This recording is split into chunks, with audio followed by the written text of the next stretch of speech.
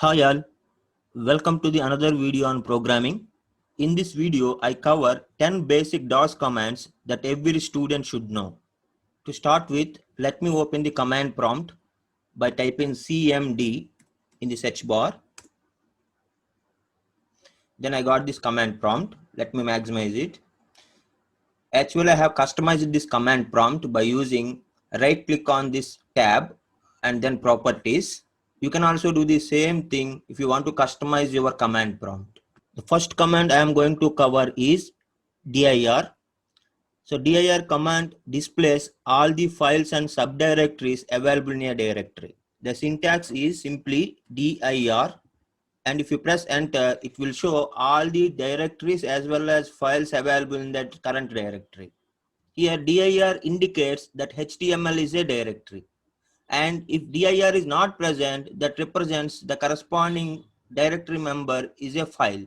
And against every member, it is showing the date of modified as well as the time of modification. And also against every member, you can find the amount of memory occupied by that file or directory.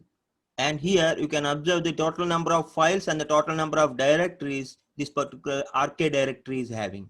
And if you observe this amount of bytes, it is showing 44,940 bytes this entire RK directory is occupied. And this number shows the amount of available space still we have in the disk. Suppose if you want to get only the files which are having a particular extension, that you can do with the help of #. See, now I want to get all the files which are having the extension Java. For that I am using dir space #java. Then automatically I will get all the files which are having the extension Java here. Here total I got 2 files with an extension Java, and both files are occupying total 959 bytes here, and this indicates again the amount of free space that disk is having. So next command I am going to give is the type command. By using the type command, you can display the contents of a particular file. Here I am using a type command to display the contents of userinput.java file. Now this type command displays all the contents available in that userinput.java file. So next command in our list is mkdir, stands for make directory. We can use mkdir command to create a new directory. Now gnvrk directory is created. If you want to check that, use dir command, then automatically you can find gnvrk directory here. Fourth command in our list is cd. cd stands for change directory. If you use cd command without any other argument, automatically it will display the current directory path. Here I have used cd command without any argument, then I got the path of the current directory. Suppose if you want to change the current directory, see, already we have created gnvrk, right? Now I want to go to that directory, then I can use cd space the name of the directory. Then automatically I moved into gnvrk directory. Now I am in gnvrk directory. Now from the current directory, if you want to move to the one directory up, then use cd double dots. Then automatically you moved one directory up from the gnvrk. Again, I want to move to the gnvrk directory. Then again, I am using cd space gnvrk. Then I have entered into gnvrk directory now. Moving on to the next command, copy command. By using the copy command, we can copy the files from one location to another location. Here the usage of the copy command is copy space path of the source file space path of the destination file. As an example now, I am going to copy a file which is available in the RK directory named userinput.java into gnvrk directory. Now I got the feedback, one file copied.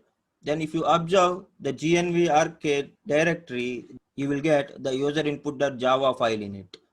Here another thing we need to consider, since we are already in gnvrk directory, no need to specify the path of the gnvrk directory in the destination itself. So simply we can use the copy command with the source file and the name of the destination file here. Then automatically all the contents available in student%.java file in RK directory will be copied into a file student%.java in gnvrk directory. So let me run this. Then we got a statement, one file copied. So total 2 files so far we have copied. The first one is userinput.java and the second one is student%.java. Then if you observe the directory gnvrk, you can find both the files in that. Now I want to copy all the class files which are available in rk directory into gnvrk directory. Then I am using the command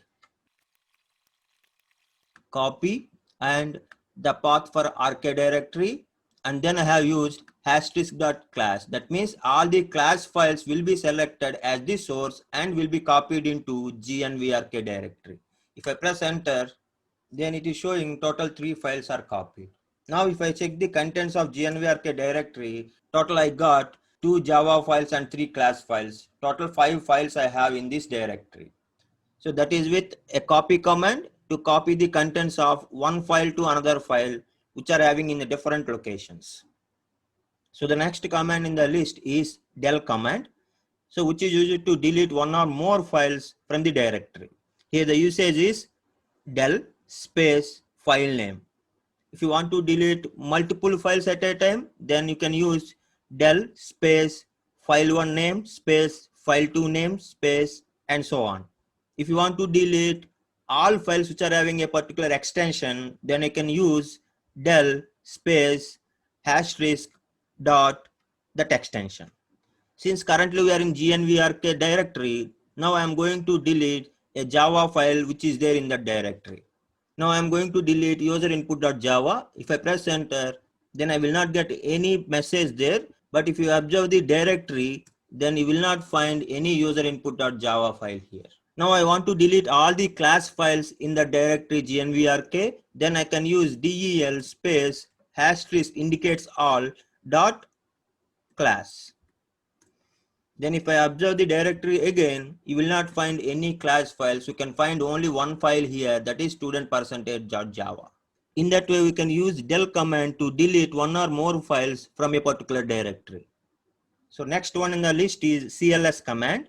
Cls command stands for clear screen. If you want to clear entire text which is available in the command prompt right now, you can use cls command right away. Then entire stuff will be cleared from the command prompt. Eighth command in the list is rmdir. Rmdir is for removing a directory. Actually, it removes only empty directory. See, if I try to remove gnvrk, which is having some content in it, we will check what will happen. Then I am going to use a remove directory command to remove that gnvrk.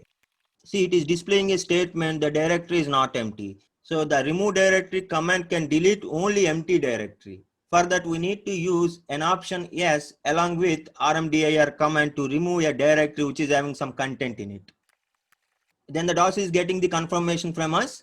Then if you press Y, then it removes the entire gnvrk folder from the disk.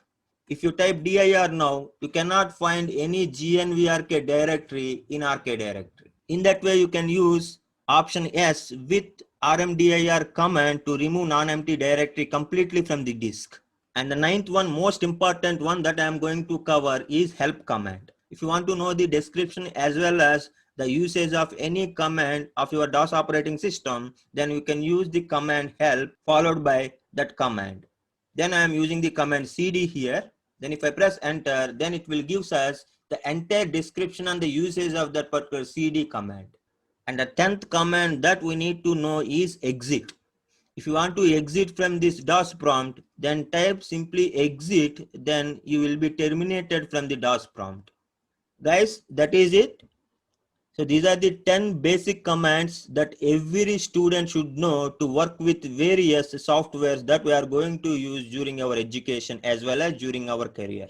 That's all guys for the today's video. I will meet you with a new content in the next video.